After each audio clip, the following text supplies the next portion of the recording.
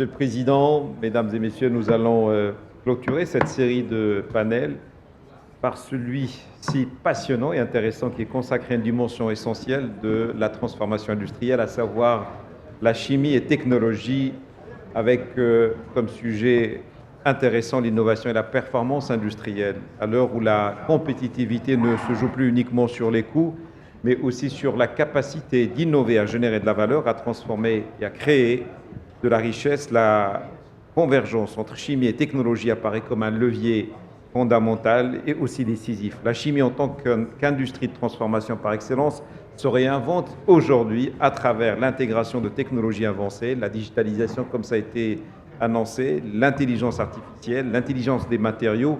Et pour animer ce panel, j'invite à mes côtés Madame Leila Berfoud, sous vos applaudissements, qui est responsable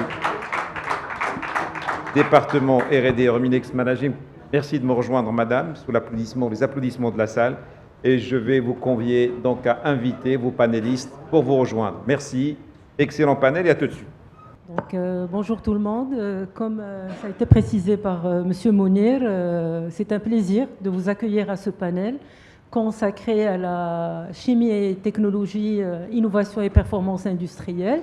Donc, j'ai avec moi dans ce panel Monsieur Michael Nouri, Business Developer Ingénierie et Construction de Air Liquide. Bienvenue.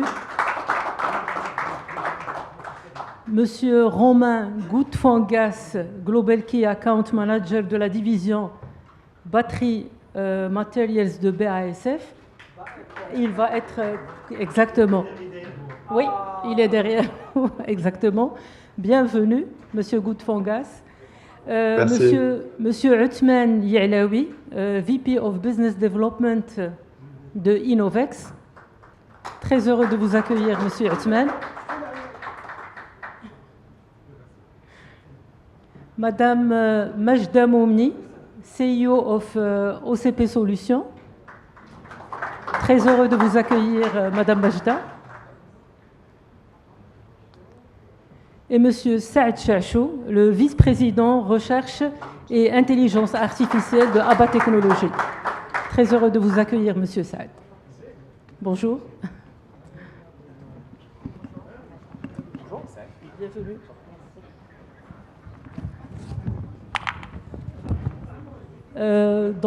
Bonjour mesdames et messieurs, c'est un plaisir de vous accueillir parmi nous aujourd'hui dans ce panel chimie, technologie, innovation et performance industrielle. Alors depuis le début de cet après-midi, nous avons vu par les différents intervenants comme quoi l'innovation en chimie et les technologies associées occupent une place centrale dans la transformation des systèmes industriels. Et d'ailleurs, c'est ce qu'on va voir avec vous durant ce panel, surtout dans un contexte qui est marqué par des enjeux globaux de la transition énergétique, la décarbonation, l'efficacité énergétique, l'intelligence artificielle.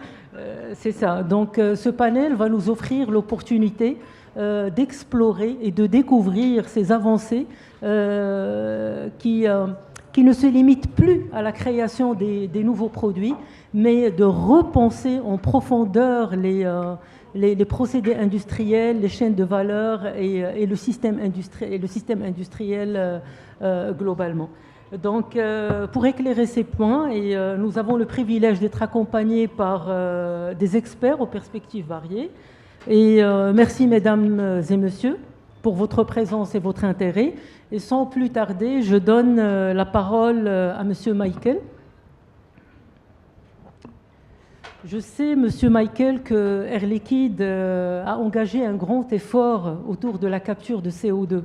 Donc, quelle innovation et quel rôle Air Liquide joue sur ce sujet?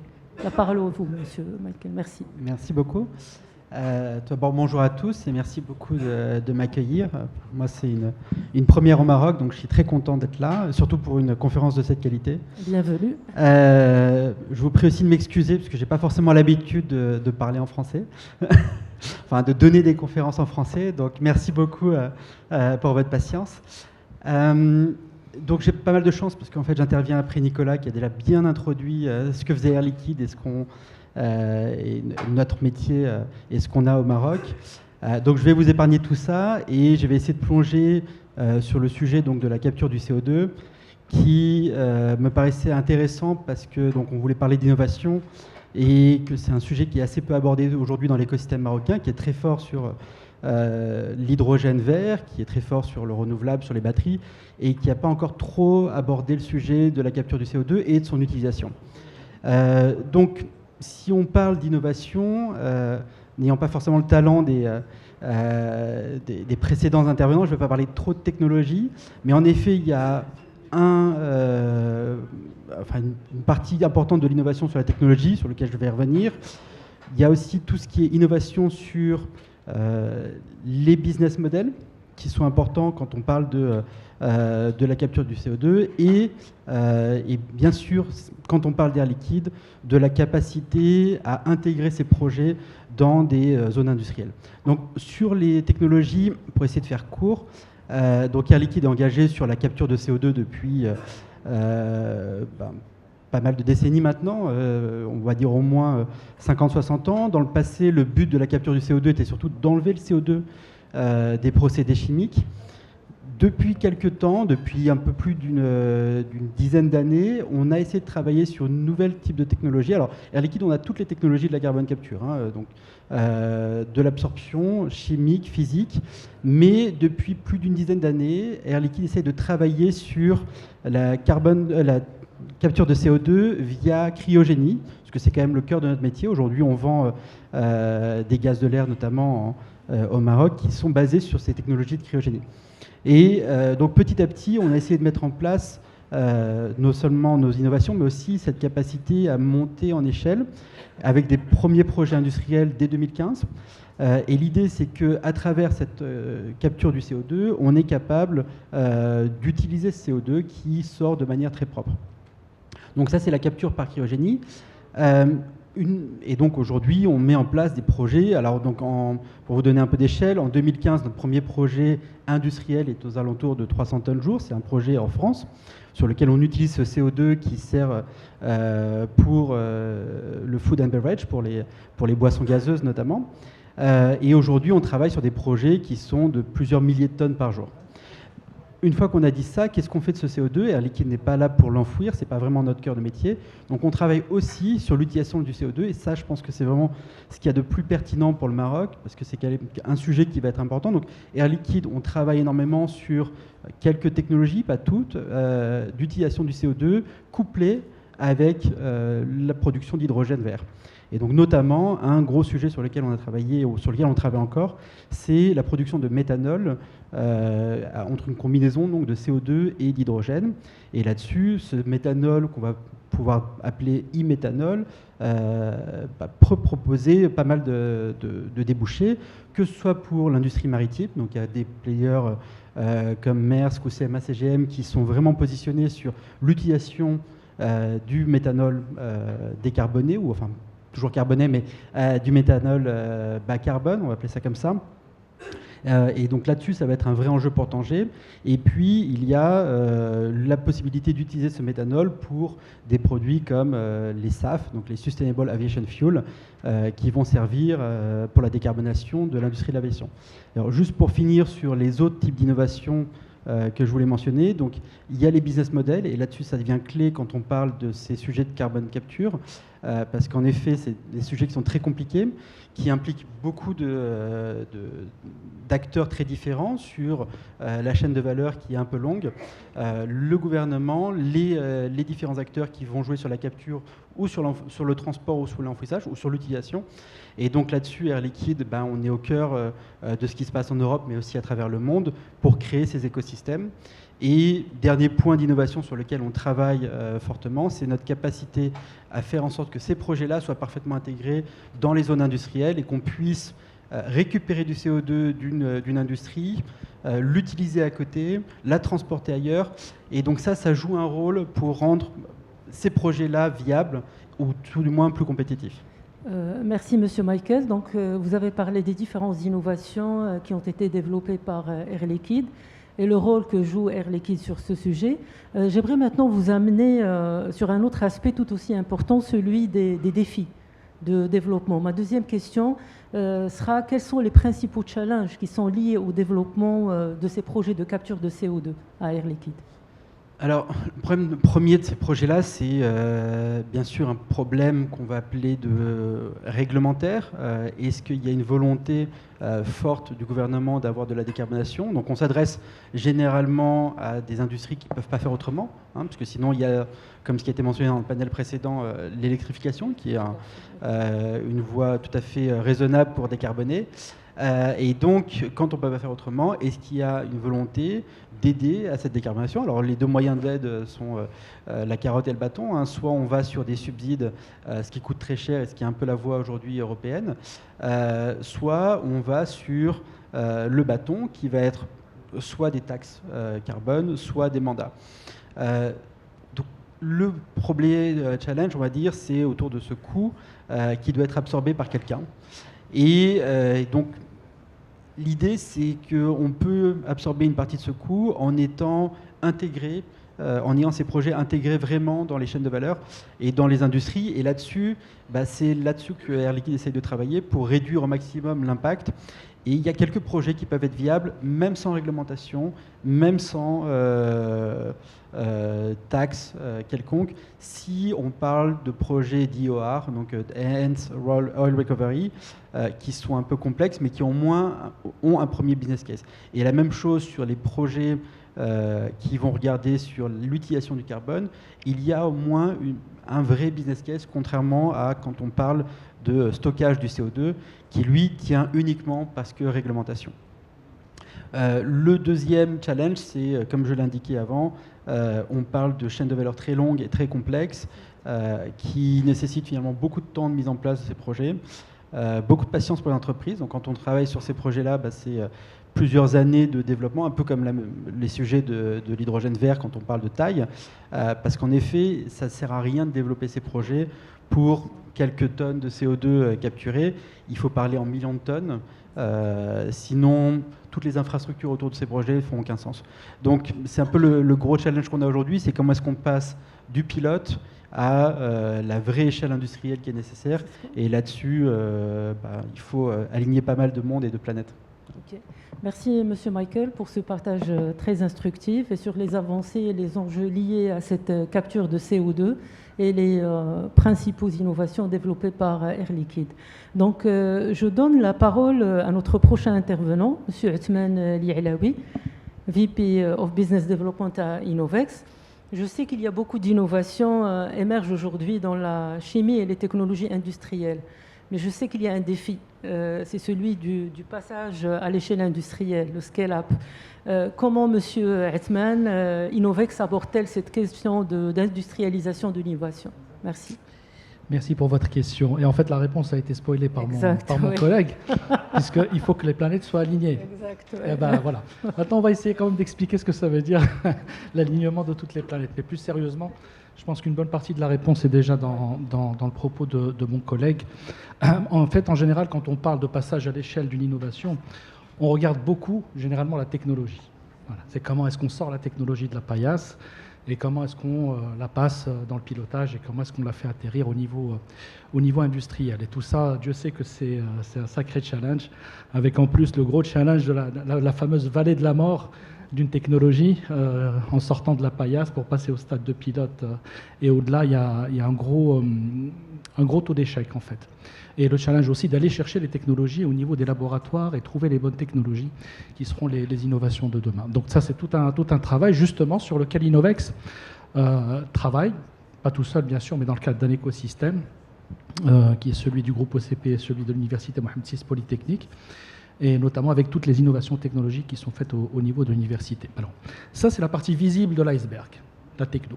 Ouais. Mais l'alignement des planètes, c'est plein d'autres choses. C'est le commercial, c'est le financier, c'est le réglementaire, c'est le juridique, et c'est aussi quel est le phasage, quel est le rythme d'avancement qui permet de gérer un niveau de risque qui est acceptable et d'arriver à un projet qui, in fine, est investissable.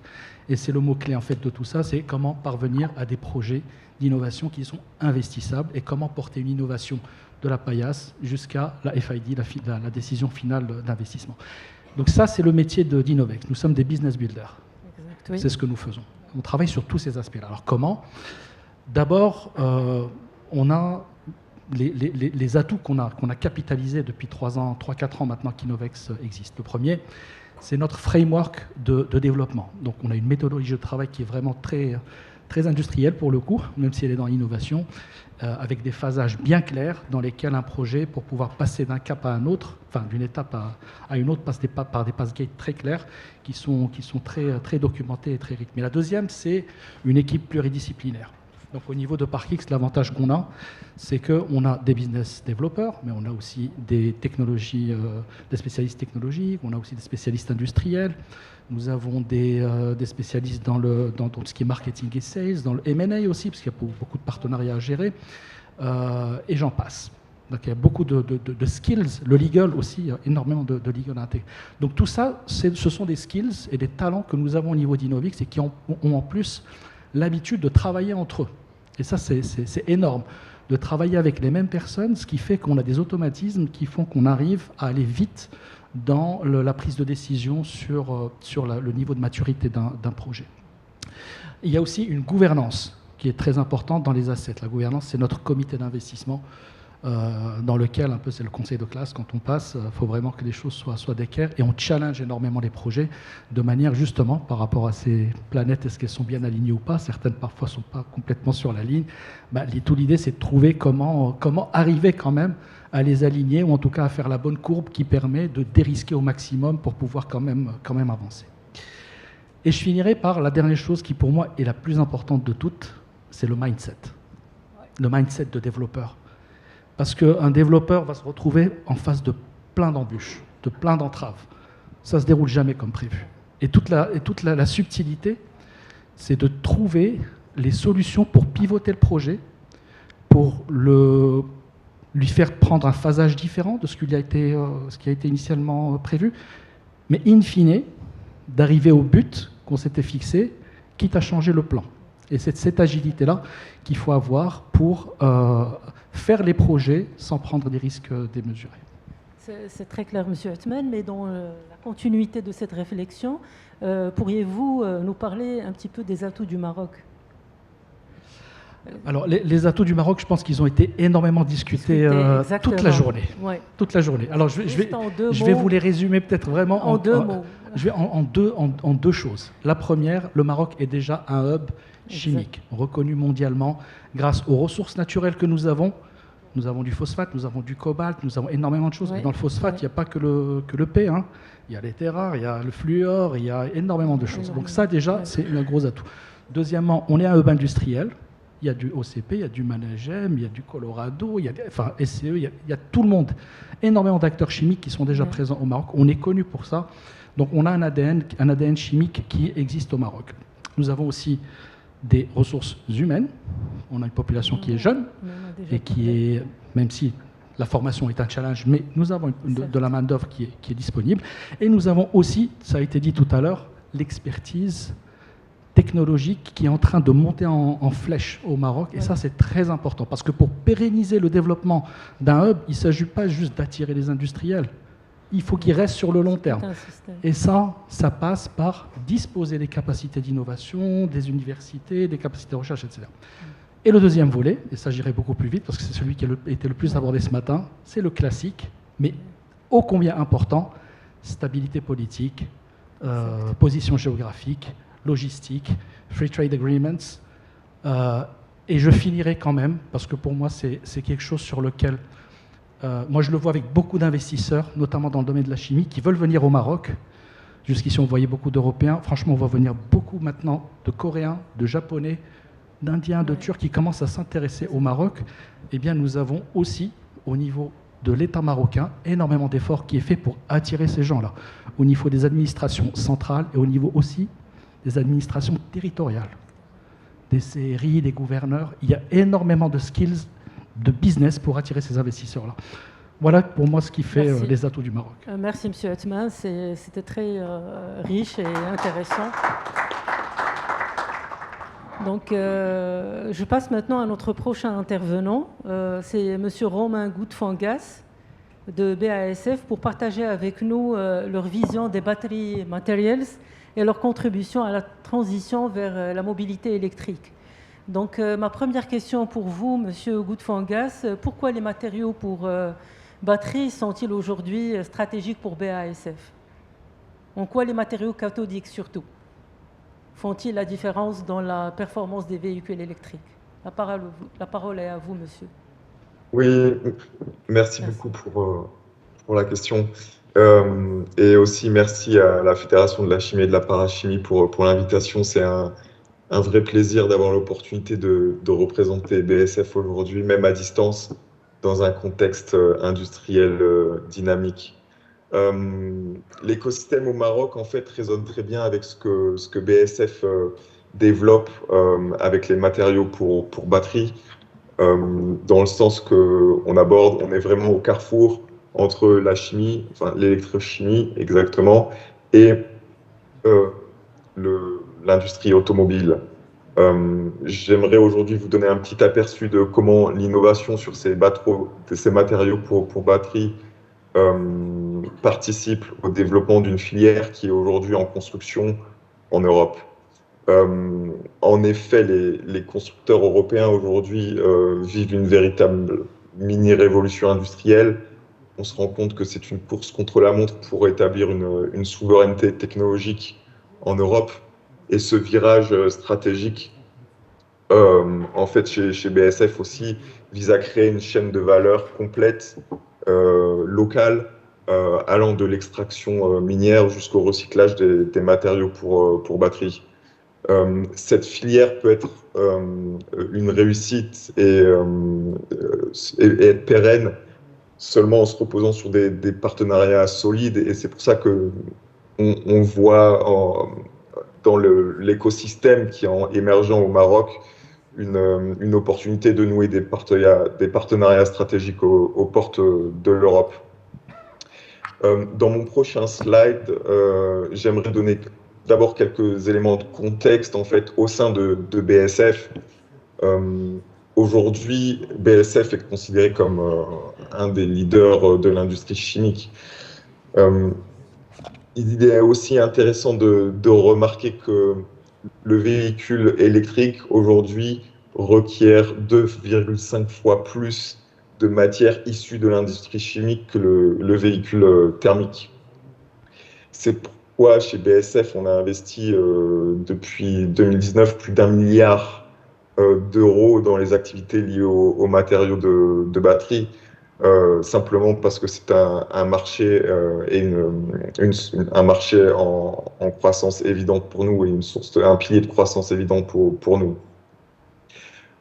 Certes, le marché de l'électromobilité évolue de manière, on va dire, différente, à des rythmes différents selon les régions, mais chez BASF, on reste confiant que cette croissance à long terme va se poursuivre, et c'est pour ça qu'on reste engagé dans ce sens-là.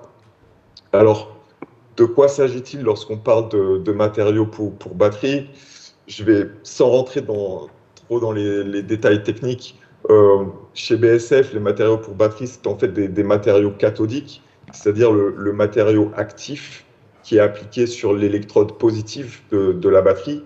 C'est un matériau composé d'oxyde métallique et qui se caractérise en fait par une structure cristalline qui permet l'insertion tout simplement des ions lithium de manière réversible lors de la charge et de la décharge des batteries. Vous avez sûrement entendu parler des grandes familles de matériaux qui sont désignés en fait par les initiales des métaux qui les composent.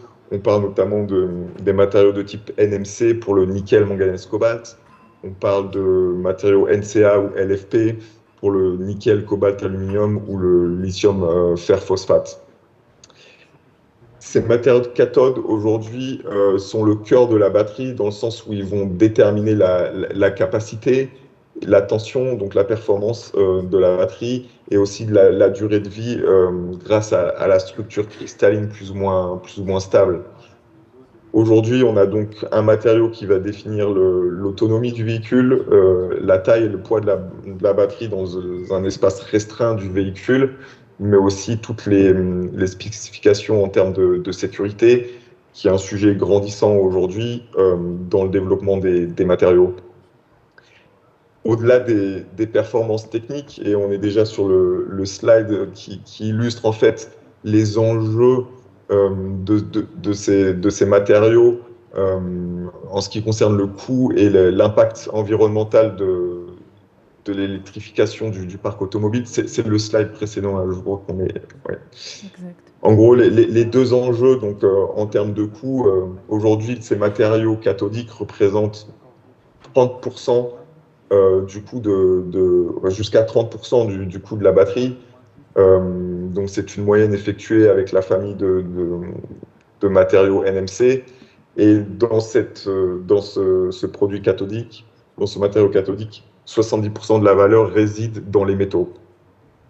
Par ailleurs, lorsqu'on regarde l'empreinte carbone d'une batterie d'un véhicule électrique, 45% de l'empreinte carbone du véhicule électrique réside dans la batterie et jusqu'à 50% de l'empreinte carbone de la batterie réside dans le matériau cathodique. Donc on a ici, avec ce type de matériau, deux enjeux majeurs en fait, de l'électrification du parc automobile, qui sont la compétitivité et le développement durable de ces véhicules électriques. Et donc face à ces enjeux, quelles solutions propose BASF? Donc on verra dans le prochain slide en fait que BASF, en tant qu'acteur majeur de la production de ces matériaux, on dispose de capacités de R&D dans les régions clés, ainsi que des sites de production au Japon, en Allemagne et en Chine. Cela nous permet d'avoir des synergies dans les différentes régions avec un développement, on va dire, assez rapide en Asie, sur les matériaux eux-mêmes, un développement sur les process qui doivent être, on va dire, ajustés au contexte européen. Et la beauté, mais à la fois la complexité de ces matériaux, qu'ils sont développés sur mesure pour chaque type de batterie. On travaille ainsi sur la morphologie des particules, sur le traitement de surface, pour gérer l'interface avec l'électrolyte liquide. Donc aujourd'hui, BASF arrive à développer des matériaux pour s'adapter à tout type de format de batterie, en lien étroit avec le client. Et c'est vrai qu'aujourd'hui, le partenariat était vraiment essentiel dans la réussite du développement de ces matériaux. Aujourd'hui, BASF se concentre essentiellement sur des chimies NMC, NCA et LCO. En ce qui concerne les avancées technologiques à moyen terme, on ne voit pas vraiment d'avancées disruptives sur la technologie qui nous éloignerait de la technologie lithium-ion. On travaille ainsi en fait sur l'amélioration des matériaux avec des teneurs en nickel beaucoup plus élevées pour augmenter encore la densité d'énergie. On a aussi des matériaux plus riches en manganèse afin de diminuer le coût. On a des matériaux LMO, pareil, qui peuvent être blendés pour diminuer les coûts. Donc vraiment, on arrive à couvrir toutes sortes d'applications aujourd'hui. Et donc c'est pour ça que BASF se repose aujourd'hui sur des partenariats et on voit d'un très bon œil le développement de la filière au Maroc. C'est clair, Monsieur Romain, pour tout ce qui est matériaux Oui. pour batterie. Mais si vous pouvez nous parler un petit peu de la chaîne de valeur. Comment BASF s'organise-t-il pour rendre la chaîne de valeur des batteries plus durables et plus résilientes? Ouais. Ben, c'est une bonne question parce que bon, il y a le matériau et les performances techniques, mais on a vu qu'au-delà des matériaux, l'approvisionnement en métaux et en précurseurs est un élément clé de la compétitivité et aussi de la résilience sur ce marché-là. Aujourd'hui, quand on regarde la chaîne de valeur, BASF, autour du matériau, propose différents services et différents supports, que ce soit dans la sécurisation des approvisionnements. Donc nous avons des équipes dédiées qui qui s'occupe du sourcing de tous les métaux sur une échelle globale, vraiment, avec des équipes sur les 3 continents. On a intégré des capacités de recyclage, donc en fin de vie de la batterie.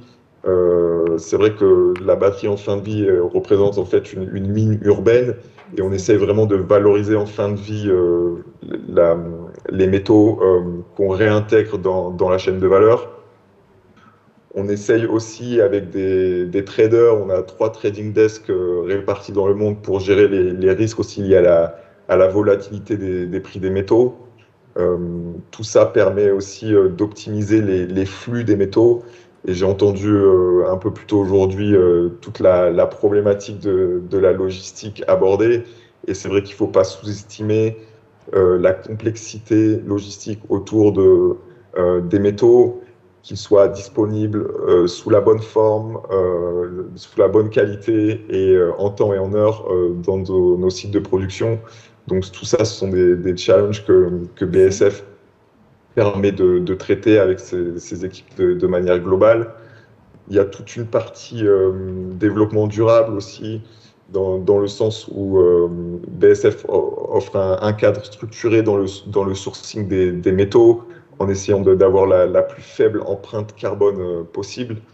Et tout ça est possible pas tout seul. Évidemment, BASF doit s'appuyer sur des partenariats qui ont toujours constitué un pilier dans la stratégie de croissance. On continue d'évaluer des collaborations possibles tout au long de la chaîne de valeur afin de dérisquer au maximum nos projets. On a une longue expérience en termes de partenariat, que ce soit sur le domaine de la propriété intellectuelle, de la R&D, via des acquisitions, des joint ventures. Donc tout ça, ça a été en fait jusqu'à présent un modèle qui s'est révélé efficace pour BASF. Et encore une fois, on voit le hub stratégique émergent dans la filière batterie au Maroc comme une opportunité de nouer des partenariats. J'ai un dernier slide pour vous donner un peu une vision de qu'est-ce que ça représente nos activités à l'échelle mondiale. Donc on voit en orange nos sites de production, que ce soit en Chine ou au Japon, mais également plus récemment depuis 2023 en Allemagne. Par ailleurs, les services de recyclage qui doivent être vraiment localisés, d'être au plus proche du client, mais aussi s'adapter aux contraintes et aux régulations locales. Donc nous avons on essaie de boucler la boucle en fin de vie avec ces matériaux de manière avec des boucles locales. Et tout ça nous permet de répondre aux besoins des clients dans les quotas de matériaux recyclés. Merci. Voilà, Merci, j'espère avoir donné Romain. un petit aperçu de ce que ça représente. C'est ça. Donc merci pour ces éclairages très intéressants sur les matériaux de batterie et aussi sur les innovations technologiques développées de BASF depuis l'amont jusqu'à l'aval de la chaîne de valeur. Je passe maintenant à Madame Momni. Donc, nous avons avec nous Madame Momni, qui représente OCP Solutions, un acteur clé du groupe OCP, spécialisé dans l'accompagnement des industries pour relever les défis de la performance et de la durabilité. Ma première question pour vous, Madame Momni, dans une industrie, bien sûr, chimique qui est de plus en plus compétitive, donc c'est ce qu'on a vu depuis ce matin, comment la technologie peut-elle aider les industriels à améliorer leur performance opérationnelle tout en renforçant, bien sûr, l'intégration des chaînes de valeur, une autre fois. Merci. Merci beaucoup, Leïla, pour l'invitation et pour cette conférence. Donc, effectivement, l'industrie chimique, elle est très diversifiée. Quand on parle de chimie minérale ou chimie fine, c'est des enjeux très différents, mais qui ont tous des prérogatives telles que la compétitivité, la résilience et davantage de souveraineté en termes d'accès aux matières premières, qui est un grand sujet d'actualité aujourd'hui. En termes de technologie, donc bien sûr les technologies entre les différentes industries vont être très différentes, mais le dénominateur commun et qui est indispensable aujourd'hui, c'est les technologies digitales et qu'il est de plus en plus facile et accessible de pouvoir en bénéficier. Sur la base de plusieurs analyses et études et benchmarks que nous avons effectuées pour accompagner notamment des clients sur leur maturité en termes d'industrie chimique 5.0. Les chiffres parlent pour eux-mêmes. Donc on parle d'une augmentation de 5% d'EBITDA quand on arrive à intégrer de la data, de l'IA, des APC, des jumeaux numériques dans son outil de production. On parle également d'une réduction de la consommation énergétique de 10 à 15%, d'une réduction des coûts de maintenance de 15 à 30%, d'une libération des capacités des équipes autour de 25%, donc pour se dédier davantage à des projets d'innovation ou à des sujets de transformation interne aussi. Bien sûr, une augmentation des rendements autour de 10%. Tout ça, nous avons eu l'occasion de travailler dessus sur le terrain et de l'implémenter sur des projets comme la mise en place d'APC, donc Advanced Process Control, ou de jumeaux numériques qui permettent de simuler en temps réel des industries ou également sur une chaîne de production d'aller dégoulotter, de stabiliser la production et donc par conséquent de récupérer plusieurs millions de dollars, que ce soit en bénéfices et en marge. Donc tout ça, la bonne nouvelle, c'est que c'est quelque chose qui est accessible dans le sens où ça ne demande pas un CAPEX important en termes d'investissement. Il s'agit en priorité de mettre en place une architecture digitale, une architecture data, pour que les use cases qui sont déployés puissent être scalés au niveau de tout l'asset industriel. Donc il faut vraiment qu'on puisse saisir cette opportunité, si ce n'est pas déjà le cas au niveau des différentes industries, pour gagner en compétitivité et en résilience. C'est très clair, Madame Majda. Il y a un point qui a été déjà abordé par les différents intervenants, et même dans le panel auparavant, c'est concernant la décarbonation qui est devenue une condition d'accès au marché.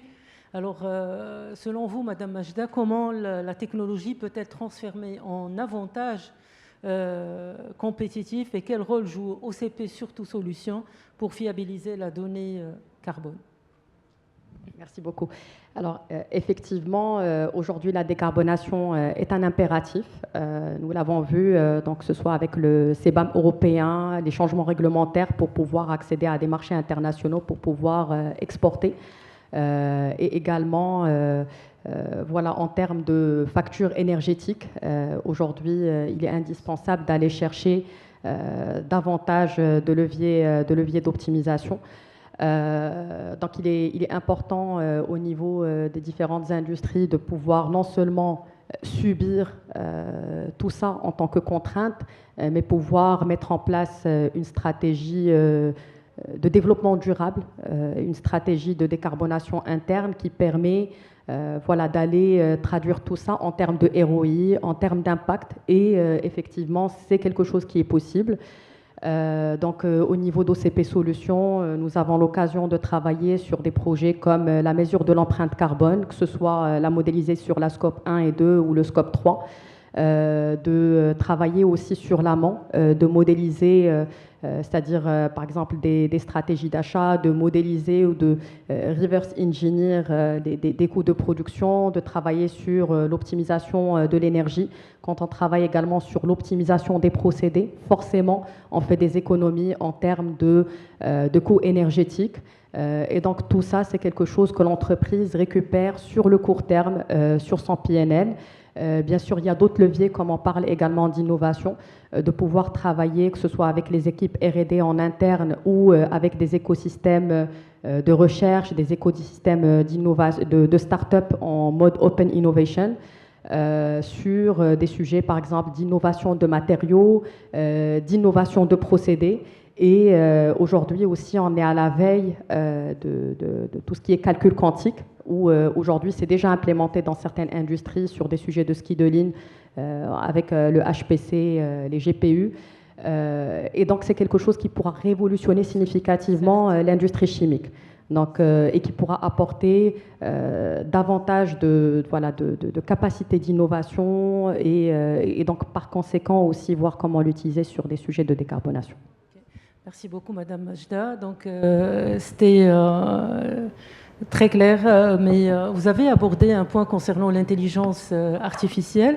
Et je passe maintenant à Monsieur Saad Chachou, qui est avec nous. C'est le vice-président recherche de l'intelligence artificielle et la recherche de ABA Technologies, et qui va nous apporter un autre regard. Cette fois-ci, c'est autour de l'intelligence artificielle et son apport dans le domaine de la chimie.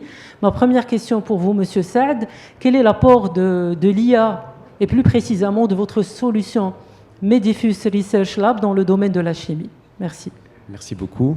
Tout d'abord, je tiens encore une fois à vous remercier de l'aimable invitation et de nous permettre également donc de partager ces dernières innovations avec l'assistance. Alors justement, en termes d'intelligence artificielle, je voulais juste peut-être placer quelques éléments importants pour pouvoir mieux valoriser son impact. Alors, en 2024, si ma mémoire est bonne, l'intelligence artificielle appliquée au domaine de la chimie, hors industrie pharma, représentait à elle seule l'équivalent de 0,7 à 0,8 milliards de dollars en termes d'investissement, en termes de valeur. Alors, il est prévu que vers 2030, ça avoisine les 5,7 milliards de dollars, rien qu'en termes de développement algorithmique et développement d'agents d'IA, etc. Tout ça pour vous dire qu'effectivement, aujourd'hui, il y a un impact qui est énorme, qui est attendu et qui a également, on va dire, beaucoup d'attentes par rapport à l'IA. Autre chose, on peut voir aussi l'impact direct, parce qu'il y a des impacts indirects, on va en parler, mais il y a aussi des impacts directs. En termes, par exemple, de synthèse computationnelle, ou comment on arrive aujourd'hui à utiliser l'intelligence artificielle pour synthétiser de nouveaux matériaux. Alors, il y a 2 ans, par exemple, lors d'un défi, alors sur une 50aine de matériaux qu'on voulait synthétiser, l'IA a réalisé 37 sans aucun problème, et ce sont des matériaux qui sont aujourd'hui exploitables, notamment dans l'industrie des batteries, dont on a parlé ce matin avec notre ami, bien sûr, professeur Yazami. Donc aujourd'hui, comment on arrive effectivement à introduire l'IA dans le domaine de la chimie? Alors bien sûr, l'IA est avant tout une facilitatrice qui n'aura en aucun cas vocation à remplacer le chimiste, ni à remplacer effectivement donc, on va dire nos compétences humaines, mais elle va les accélérer. Alors il va les accélérer dans la mesure où elle est capable d'ingérer un nombre incroyable de données, qu'elle va être capable d'ordonner, de structurer, etc., et qui va nous permettre après de pouvoir l'exploiter pour pouvoir atteindre notre objectif plus rapidement. Alors, si je prends un exemple concret, vous avez parlé donc de la plateforme que nous avons développée au sein de ABA Technologies qui s'appelle la Fusion AI. Alors Fusion AI, en fait, est une plateforme de nouvelle génération qui est avant tout souveraine, et là je tiens vraiment à insister sur cet aspect-là, parce que la souveraineté elle est primordiale dans un domaine tel que la chimie, puisque effectivement c'est un domaine stratégique pour le royaume, et quand je dis souverain, c'est-à-dire que tout ce qu'on fait au niveau de cette intelligence artificielle est supporté localement. Donc il n'y a pas, on va dire, d'informations qui partent à l'étranger, et le client, il a la maîtrise totale, on va dire, de ces procédés d'intelligence artificielle directement, même sur site, s'il le désire. Alors, qu'est-ce qu'on a fait? Alors, je peux vous donner quelques exemples, je peux en prendre 2, mais d'abord, je peux vous parler de la plateforme en tant que telle. Donc, la plateforme est une plateforme en couche, c'est un véritable système, on va dire un operating system, bien un système, on va dire, d'exploitation de l'IA. Tout d'abord, vous avez une couche qui va permettre d'ingérer les différentes données. Donc ça peut être des données justement de l'utilisateur, comme ça peut être aussi des informations provenant de la bibliographie, de l'état de l'art, etc., des brevets, donc tout ce qui est aujourd'hui publiable. Et puis par la suite, vous avez un composant qui est intéressant, qui s'appelle Forge, qui va vous permettre en fait de, on va dire, développer et d'entraîner vos propres modèles. Et là, c'est important parce qu'on n'est plus dans des IA génériques. Et là aussi, c'est quelque chose qu'on doit corriger parce qu'en général, quand on pense IA, on pense à des modèles plus ou moins génériques comme des LLM. Alors là, on est en train de parler de SLM. En fait, ce sont vraiment donc des modèles adaptés, entraînés, spécialisés par rapport à ce domaine, donc en l'occurrence la chimie. Et puis par la suite, une fois que ces modèles sont entraînés localement avec vos propres informations, vos propres données, vos propres contextes, nous allons passer à la synthèse ou bien la fabrication donc des agents. Et là, vous allez avoir des agents autonomes. Et dans le contexte chimique, vous allez avoir par exemple un agent rédacteur, un agent brevet, un agent réaction chimique, un agent énergie électrique, et ça. Donc autant d'agents qui vont travailler de concert grâce à la dernière couche, justement, et j'y arrive, c'est la couche orchestration. Donc en fait, l'édifice tel que nous l'avons monté consiste en fait à utiliser l'approche agentique. Et en fait, c'est comme si vous avez à votre disposition donc des experts, chacun dans son domaine, qui vont venir vous assister afin de pouvoir arriver rapidement à vos résultats. Alors, je peux vous citer donc 2 exemples aujourd'hui que nous utilisons avec notre plateforme. La première, par exemple, dans l'industrie pharmaceutique, qui est aussi fondamentalement chimique, n'est-ce pas ? Si vous vous rappelez, il y a quelques années, la découverte d'un nouveau médicament jusqu'à son industrialisation, ou plutôt sa commercialisation, pouvait facilement prendre 10 à 15 ans, avec des délais énormes en termes, j'allais dire, non seulement de temps, mais aussi en termes d'investissement. C'est chronophage et budgétivore. Alors aujourd'hui, grâce à la modélisation de l'IA, on est capable de modéliser les récepteurs du corps humain. On est capable également donc de faire de la prédiction moléculaire sur la base des liants, en fait, qui vont venir se lier à ces capteurs-là. Et non seulement on va faire uniquement de la prédiction computationnelle, c'est-à-dire la morphologie, la typologie de ces molécules, mais on va aller encore plus loin. On va essayer aussi de voir quel serait l'impact réel dans le corps avec les contraintes corporelles. Un exemple simple, un médicament que je vais absorber par voie orale, que je vais avaler, donc il doit être résistant à l'acidité de l'estomac. Et donc, même dans la synthèse, je vais prendre en considération ces règles qu'on appelle en pharmacologie règles de l'ADMET pour pouvoir prédire ce médicament. Donc avec ça, nous sommes capables aujourd'hui de raccourcir des délais de 10 à 15 ans en seulement 3 à 5 ans et donc de mettre très rapidement donc, de nouvelles molécules sur le marché. Aujourd'hui, on a déjà les premiers médicaments synthétiques et aussi, nous, à Abba Technologies, donc nous sommes très fiers via notre filiale Abba Life d'avoir contribué à mettre en place les premiers médicaments et les premiers compléments alimentaires marocains. Bravo. Merci beaucoup. Sur la base éventuellement de la valorisation de la pharmacopée locale, la pharmacopée marocaine. Le deuxième exemple, c'est ce que nous sommes en train de faire avec nos collègues de Managem, avec lesquels nous avons... Deuxième question. Votre deuxième question, c'est ça. Donc, c'était très intéressant. Donc, le rôle de l'intelligence artificielle dans un contexte chimie pharmaceutique particulièrement. Mais en tant que personne intéressée par le domaine minier, j'aimerais bien savoir quel impact peut-on espérer de ces nouvelles technologies en intelligence artificielle en termes de productivité minière. Alors, merci pour cette question. Alors, je tiens juste à rappeler que Abba Technologies et Managem constituent une JV qui s'appelle Manatech, justement, qui est dédiée aujourd'hui à la digitalisation donc, de ce métier, qui est bien sûr passionnant et de première importance pour le Royaume. Alors, notre intervention consiste tout d'abord à digitaliser, on va dire, le mode de fonctionnement de la mine en tant qu'entité entière, donc à savoir depuis l'extraction jusqu'à, bien sûr, la transformation. Et pour cela, nous avons mis en place, par exemple, ensemble au niveau de la mine de Tzizert, qui est la plus grosse mine de production de cuivre au Maroc, un jumeau numérique. Sauf que nous sommes passés par plusieurs phases. Une première phase, un jumeau numérique standard, donc je ne vous apprends rien, permet en fait de reconnaître un peu ce qui se passe. En fait, c'est une sorte de mimétisme, c'est-à-dire ça vous permet en fait d'avoir des tableaux de bord dynamiques, etc., on va dire de la production. Sauf qu'avec nos amis, donc nous sommes allés encore plus loin, nous avons introduit justement Fusion AI pour pouvoir augmenter, on va dire, la valeur ajoutée de ce jumeau numérique. Et aujourd'hui, nous sommes dans une intelligence artificielle qui est capable, on va dire, donc d'absorber une quantité énorme d'informations à partir de l'industrie. Donc la data platform ingère non seulement tout ce qui est procédé industriel, procédé de minage, etc., mais également la connectivité avec les différents capteurs que nous avons au niveau de la mine, les capteurs qui sont au niveau des machines qui permettent de remonter cette information. Et grâce à cette remontée d'informations et en croisant avec le potentiel scientifique, nous sommes capables d'affiner encore plus justement les procédés. Et aujourd'hui, donc, nous sommes aussi capables d'aller encore plus loin, par exemple dans des procédés chimiques, par exemple tout ce qui est en rapport avec le cuivre, etc. Donc d'aller encore plus loin dans la valorisation du minerai. Merci, j'en témoigne. Donc, merci Monsieur Saad pour cet éclairage très intéressant sur l'apport de l'intelligence artificielle, que ce soit pour les deux exemples que vous avez abordés, l'industrie pharmaceutique et l'industrie minière. Donc, mesdames et messieurs, nous arrivons à la fin de notre panel. Vos interventions ont été très riches, éclairantes et essentielles. Je pense qu'ils nous ont beaucoup aidés pour comprendre l'apport de l'innovation en chimie et les transformations qui sont en cours pour les industries de demain, et ainsi que le rôle stratégique que joue l'innovation en chimie et les nouvelles technologies dans la construction d'une industrie qui est plus durable et plus résiliente. Merci mesdames et messieurs. Merci Laïla, merci à merci toutes et à beaucoup. tous et à très bientôt.